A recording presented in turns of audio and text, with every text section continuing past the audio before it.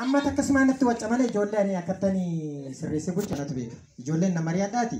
Mee callisii mi'aatiin ofuun keetiif of tasgabbeessi duraan dursiiti. Nan bulcha amma seeraan nan bulcha. Ijoolleedhaan waan mari'adhuun qaban. Kanaaf ijoolleen naaf dhufanii callis. Callis ijoolleen naaf dhufanii.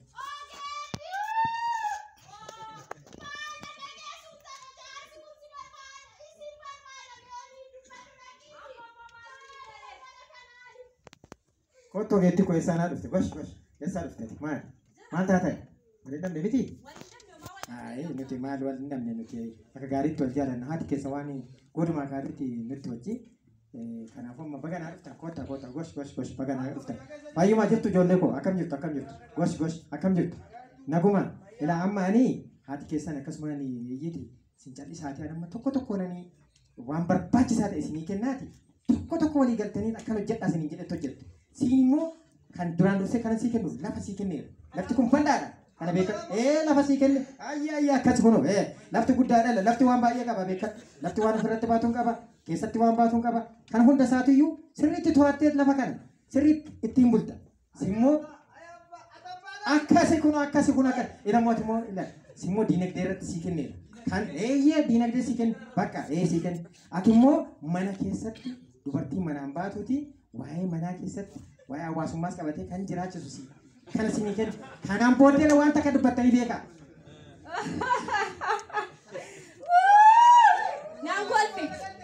Naan kolfe baay'ee abbaa akkuma beekamu Oromoon kabaja beekaa safuu beeka mitiire kanaafiyyuu Oromoon immoo yeroo waa murteessu waa mari'ateeti kan murteessu kanaafiyyuu dubbiin kun dubbii qoosaa miti dubbiin kun dubbii qoosaatti. Deebifamu miti kanaaf xinnoo gurra nuu kenniiti obboloota koo kanaan mari'adhee dubbii kana siif deebisa akka kokkolfitu kana miti dubbii gonkumaayyuu kokkolfuun kun anaaf immoo naaf hin liqinfamu kanaafiyyuu ijoollee kanaa wajjin mari'annuuti xinnoo turee deebisuu ilaalla abbaa keenyaa. Ayyee jettaniire gadhootitti kana walitti ishiin qabu tokko kanaafuu nadhimu tokko wal nyaachisee tanan qe'ee kana to'adha. Ankalin jedhu. Nada gefat, amare fute. Siif hin ta'in, waan tuddubtiyyuu siif hin ta'in siif. Lafa argatteega karoorii kee kaayyoon kee lafa hin jedhamu nadhiis. Gonkumaan dhaga'u. Atis nadhiis.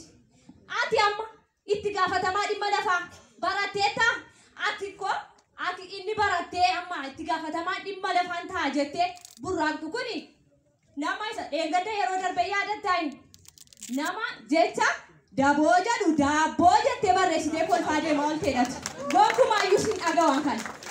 Ani daandii nuti irra deemuu qabnu hin beekta maaliin dubbadha hundumti keenya iyyuu hin beekna.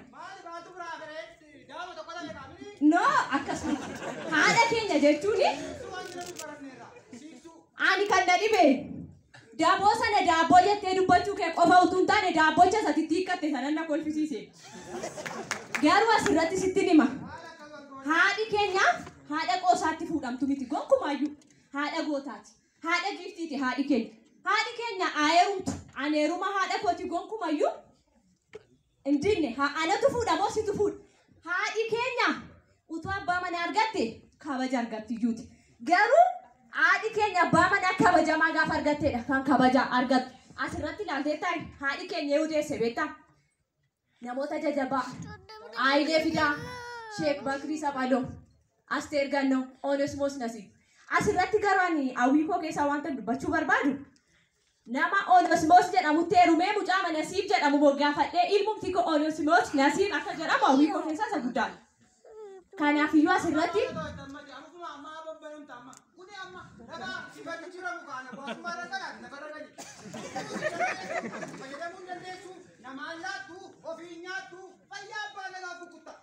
no ani nama qubee ma tokko eegeen barreessinetti gaafa aangoon lafaa kennamu baay'ee na dhukkuban.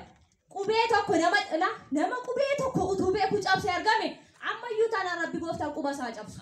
Qubeen caburra haala kan filadhu beektan maal jedhee Doktor Nabi Argeetu abbaa cabsa innumti inni cabaa jedhe suna cabu iddoo qubeen cabu. Si cabuu naa wayyaan jedhe qubeetti qoosamu. Qubeen dhiigaan as ga'e. Kanaafiyyuu akkuma Doktor Ayilee Fidaanis jedhani sabni barate Namni hidhatee bilisa ba'aa jedhan mitiire. Kanaafiyyuu haadhi keenya saba barate hedduu qabdi. Kanaaf abbaa keenya kana gorfannee haadha keenya gootittii kana kabajee akka seen jedhutti ibbula taanaan saba barate.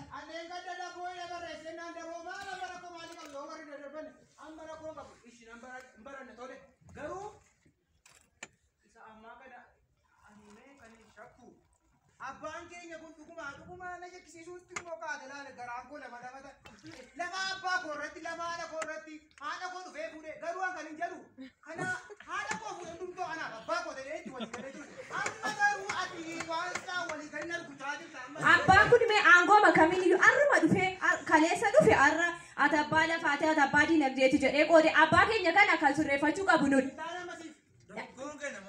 Dhaggeeffadhu sitti hima. Abbaan keenya kun amala isaa sirreeffatee haadha gootittii kana kabajee haadha goota deesse haadha giiftii deesse kana kabajee wajjin bula taanaan akka aadaa durii sanatti sirba aadaa sirbi cidhaa jira miti. Ani akka sanatti taa'ee wayyaa simbirroo kuulameeti kun dhirsa fuudha deemti haguuggadhu fuula keetti jedheen fuusisa. Naan fuusisa abbaan koo garuu hunda dura abbaan keenya kun maal ta'uu qaba? Haadha keenya kana kabajee. Haadhi keenya bara baay'ee boose bara baay'ee gidirfamte abbaa manaa seenni duraa waan hedduu jedheen inni tokko maal jedhe abbaan manaa haadha keenyaa inni duraa maal jedhe saamiin hin qotamu mootiin hin tuqamu jedhe kun jecha baay'ee nama dhukkubsu abbaan keenya inni tokko immoo maal jedhe biyyi tokko amantiin tokko afaanni tokko jedhe diinni eessas hin fudhanne. Abbaa isa kan keenyaa kanas immoo akkasumatti haadha keenya kana gidirsa taanaan gonkumaayyuu haadha keenya itti ilaala. Dubartii cimtuu kana gorfatee cimtuu kanarraa cimnan argadha jedhee waliin bula taanaan homaa waan goonu hin qabnu itti ilaalla. Kanaafiyyuu hin jarjarin erga maqaa lafaa dhageesse waanuma dubbattu iyyuu wallaalaa jirta. Hin argattu garuu. Amma kanaafiyyuu haadha keenya hin waamna dhimma riisifnaa haadhi keenya haa dhuftu. Iseen karaa beekuun amansiifatu ta'uu baannaan abbaa keenya kanaan ofirraa ari'an hin fudhadhu.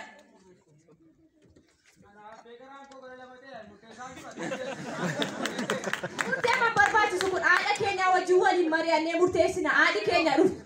Haadhuuf isee immoo imimmaan barbaay'ee imimmaan hin qoorre kan iseen bu'aa turte haadhi keenya jechuudha. Haadhi keenya rakkina gidiraa waa hedduu dabarsiteetti.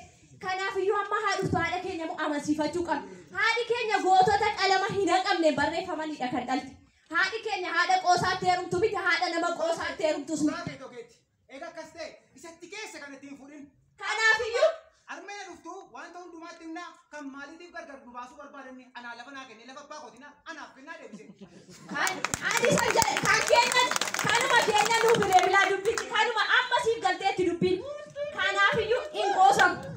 Hin qoofamu haadhi keenya saa dhuftu. Dinagdee gaafa goomse warqee bakoo fuudheraate warqee rojjetta dhooti si tanaan jedhaana.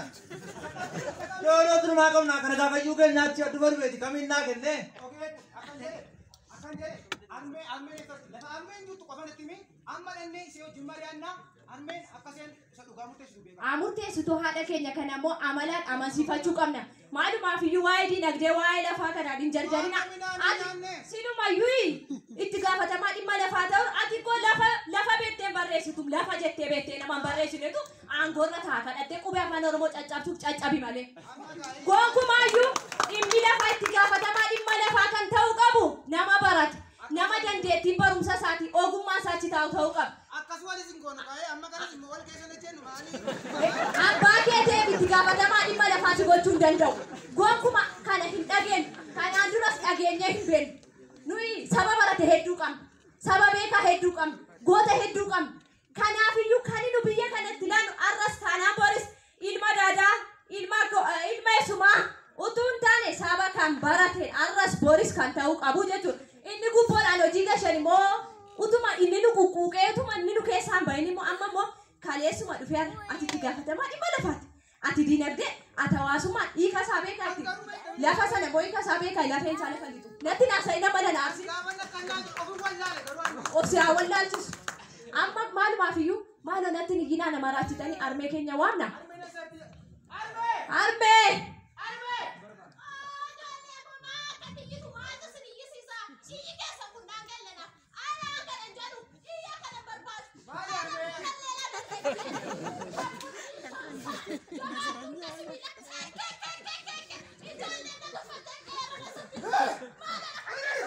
Siifiyyiine ka siif immoo iyyuma qabna armee kun tasgabaa'i obsi ka haadha koo obsi taa'i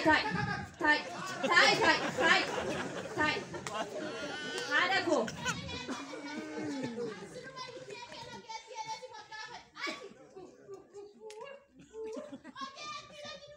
kan ogeetti na godhe ogummaa simarraan dhaale haadha koo na dhageessaa yoo ati heerumte nuyyuu hin kabajamna. Abbaa alaa qoqqofaama iyyuu dhiirri tokko yoo manatti gale manni sun kabaja qaba mana duwwaarra jechuudha. Dubartiin abbaa manaa hin qabne doga'ee fardaadhatti jira Oromoon. Utuu abbaa manaa kun sirra jiraatee maatumtu xinnoo kabaja hin qabde hin jibbine nuyi.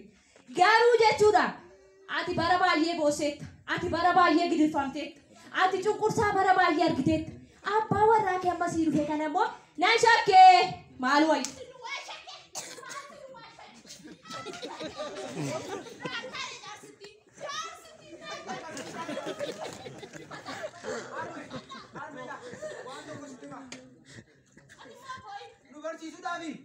Baay'ee rakkattee turte. Rakkattee siin nu geesse. Abbaan keenya nu duraanii inni itti heerumtee turte nuuf hin taane. Akkuma inni kokkolfaa dhufe kokkolfaa amansiifanna moogaa kolfuma kanaan immoo dubbima jiru gootummaa keenya maal akkati taate ijoollee meeqa akkati dhaltee jirtu hin beeka garuu irruma deddeebinee hubachiifnee amansiifannee itti silaanna mooga dariidhaa mirga qabna. Na dhageessa abbaa manooti koo kun kana dura maaliif akkan jibbe beekta? Inni tokko ana malee nama gara biraan ilaaltu yoo attesi hin qabamin malee ati cimtuudha ati beektuudha naan jedhe. Maalan godha waan isaan jedhan dalu abbaa manoota koo kana duras jibbeen ari'e. Isa kanas maal akka sodaadhu beektu?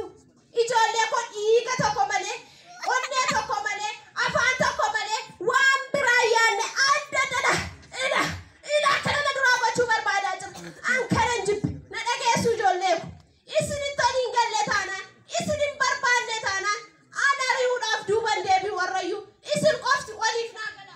Yoonni si kabajee ati dhuguma haadha gootaati, ati dhuguma haadha giiftiiti, ati oomishtuu ogeettiiti, ati oomishtuu ogeessaati.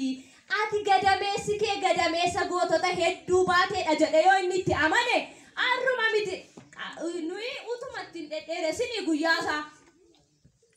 Eenyuma kanatti wal isin fuusinna ta'uu baannaan immoo in ariina. Isa immoo amansiifachuu qabna.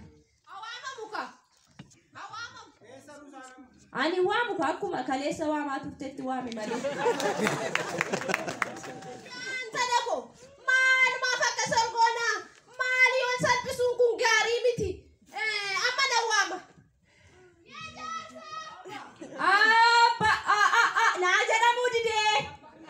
Naa jedhamuu didee. Ankana qofa miti. Abbaa jilba isaatiin jilbeeffatee na dheesheeyyuu naaf hin taane taanaan ofirraa molquu mirga guutuu qaba.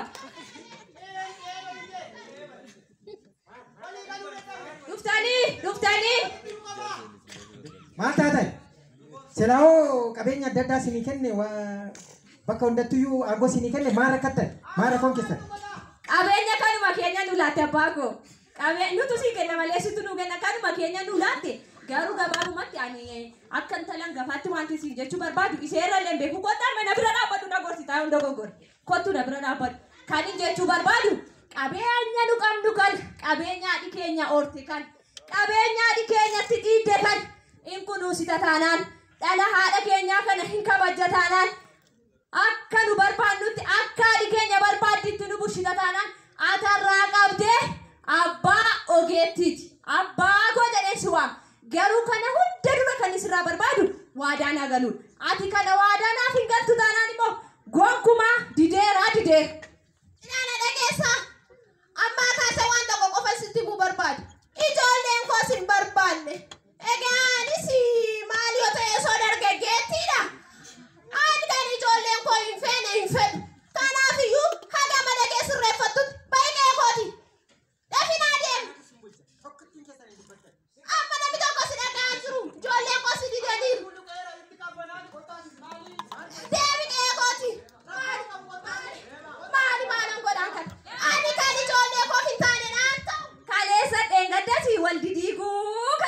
baas yoo gorfanne moo akkamii wal bubuufnee laga ceenaanii dhuunfaadhaan milkaa'uu feenaanii bornuun gaafa tuuree seenaanii jette antalli isheen tarkaanfii shoorratti isheen amartii jedhamtu isheen walaloo dubbistu suni anumaa jechuu barbaadeen kanaafiyyuu yoo gorfanne yoo maal sitti fakkaata haadha koo qobaatti tidhiisurra yoo gorfatte yoo jara akka kootti intala koo ergeeti jettee moo waanumtati jettee ta'u egaan nama lasaa sirreeffannaanaan isa abbaa manaanan barbaade oo maarree maali gaasilumayyuu yaada koo goondaanii simbeenne si nyaachuu manna waraabessumti beeku si nyaachuu wayyaa kan jedhaan isoo jira seerumsiif nuurree moo laata mee adufu beeka abbaa kana wajji walumatti si araarsinee deemnu innaan jedhamu abbaa ijoollee koo isa ta'uu barbaadu nagaamu innoon naga'u dhiisi gaantana koo ila ati karoora keenya kana fudhannaani haadha keenya sin fuutaa ijoollee koo obboloota koo maraafiyyoo abbaa taat karoora keenya kana yoo dideemo anumtoo geettii nuu si dideera galatuma. Garaagarummaa qabna. Wantoonni beenu kumaatama jira. Dhugaamni kun kan doongora ittiin taana waliin galu. Garuu akkuma biyyaatti illee garaagarummaa kana dhiphisuuf waan hojjetamaa jiru jira laata. Kun garan harkisaa, kun garan harkisaa. Dura deemuu dadhabne sana mariin kaahame tokko jira waan ta'eef. Dhugaadhaan tirmaannaan, dhugaadhaan hojjennaan mariin biyyaalessaa sun bu'aa fidee amana. Dhuunfaa kiyyaalaan. An dhuunfaa keessan amana. Mootummaan salma yaadeen fakkaate waan wayii waan jidduutti argee akkasiniin jedhe garaagarummaan jiraachuus isin quuqin furama hin shakkina hin furama mari'anni irra dubbanneenna keessattuu warri siyaasaa as keessa jirtan taanaan hubadhaa waan jechuu barbaade kan furuu dandeenya waan taateef mariin sun san barbaachisa. Waa'ee mallaqa kaniinii namni bite kana waamuu dursinee garuu namni xiqqoo isii diraamaan suni garana waan isin of fakkaataa garuu artiidhaa dinqisiifadhaa hamilee kennaaf ijoollee kana. Akkasuma akka mee gaazexeessaa abbaa magraa garuu